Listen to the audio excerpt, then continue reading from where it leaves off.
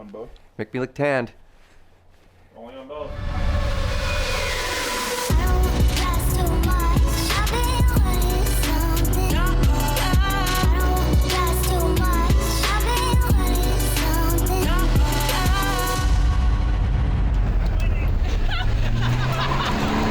This is Pole's brand new Stamina 140. Now it looks a lot like their 180, but as you can tell from the name, 140 millimeters of rear wheel travel. Now it's pretty interesting, there's lots to talk about, but let's cover the basic stuff first. 150 millimeter fork up front, weight is 30.6 pounds, and that's with the set of our control tires.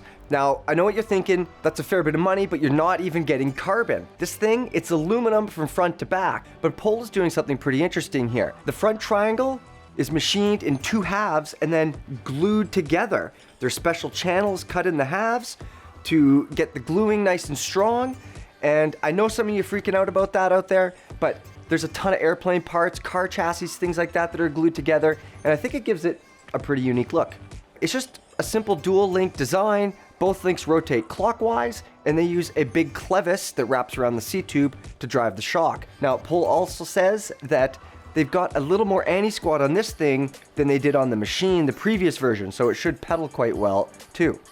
Now, since we're talking about suspension, this bike, it's got 150 millimeter Pike Ultimate up front.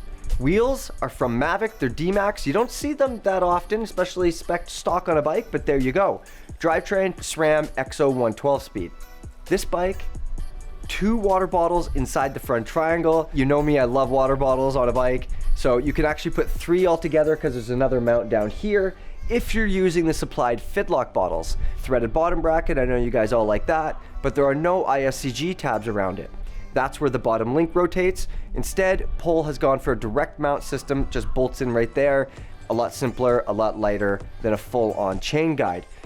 It also doesn't have internal cable routing. I personally like that. I know it looks nicer inside the frame, but this is a whole lot easier to deal with. You just put zip ties through, it's done, and that's it.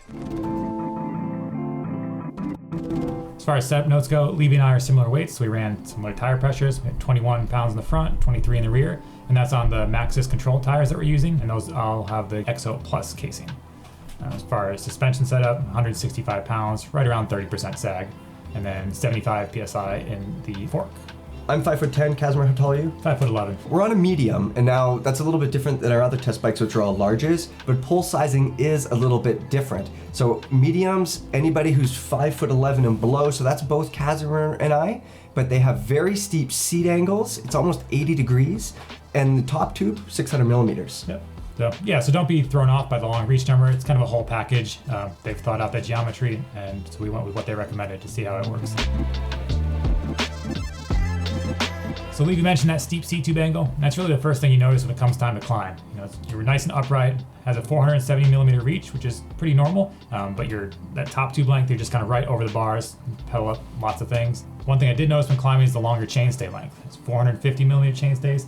Gives the bike a little bit, just kind of a longer wheelbase, and we're really going in tighter, more technical switchbacks and things. It can be a little it's when more the time. speed drops. It's like when you're, those kind of moments when you're going around a corner and you're like right at 0 and you need to go and it's super awkward. The bike feels long at those times, but most of the other places, it doesn't really feel that big. I mean, it's not really that big nowadays. Yeah, exactly. It's kind of, these numbers, while they would have seemed extreme just even a couple of years ago, quickly become more mainstream. Yeah, I think steep seat tube angles are good up to a point, and I feel like this is probably close to that point. Yeah.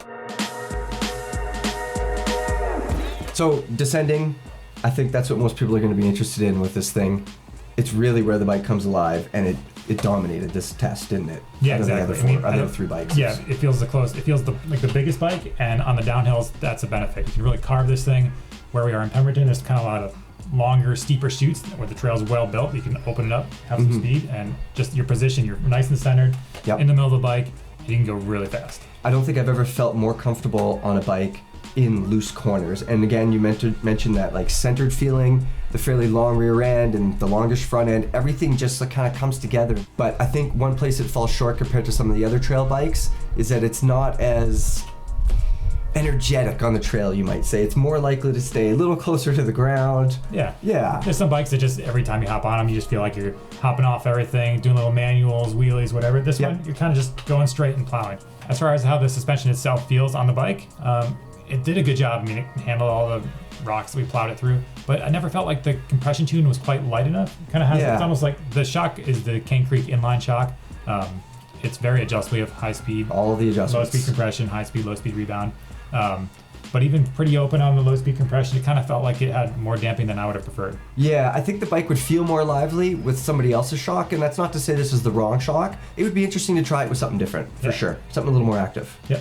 Heavy bottom outs, non-existent. Yeah. It's, you run really low pressure in the shock, and you don't really sit into all that much sag. Like, we're sitting into a little bit less than 30% sag, I think, and I didn't feel a hard bottom in that thing once. No, we definitely pushed the bike hard in the bike park, hitting bigger jumps, drops, that type of thing, where you can usually bottom up, especially a trail bike.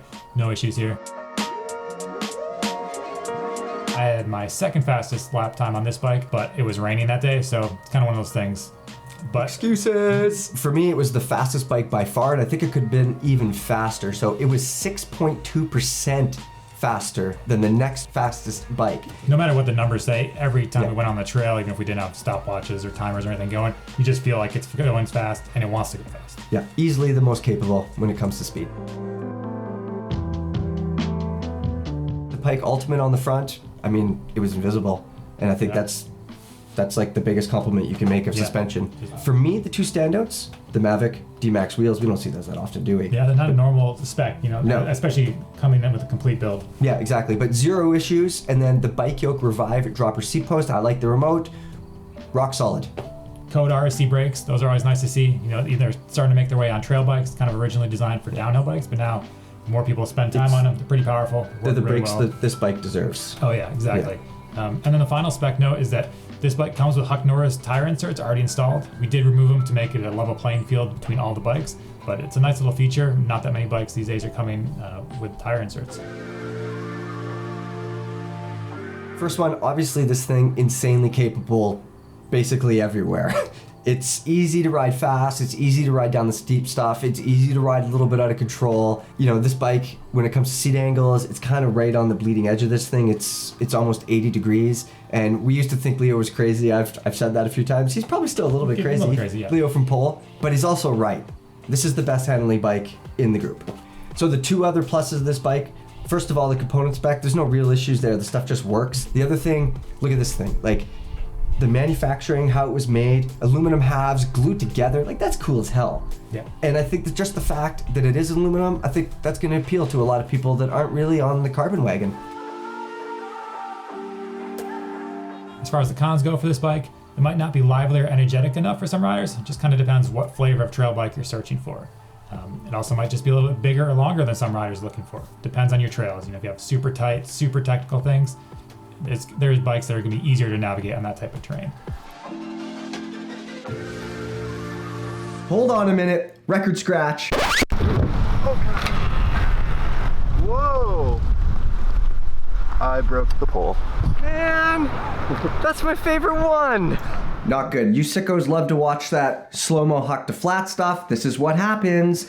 Leo Kokkonen, the main man at Pole, he's told us that apparently our test bike was sent out with a still in development, lighter weight cross-country rear end. Saves 98 grams, but it does not affect the bike's geo, exact same pivot locations, all that stuff. He also said that no customer bikes went out like that.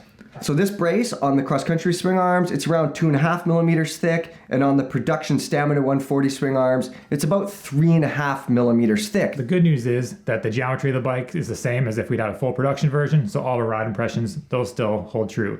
But on the same note, there is going to be an asterisk next to this section of the field test, just because we had a failure, and we need to mention that. Who is the Pole Stamina 144? I think it's for somebody who, one, probably enjoys something a little bit different that isn't a Specialized Trek or anything else. You're not going to see these things everywhere. Also, it's for somebody who enjoys going fast and will enjoy an extremely capable bike. You can take this thing anywhere. All your buddies have big enduro race bikes, whatever. follow him with this. All right, so that's Pole's Stamina 140. There's a whole bunch more videos coming from the field test, as well as a roundtable discussion talking about and comparing all these trail bikes. So keep an eye out for those.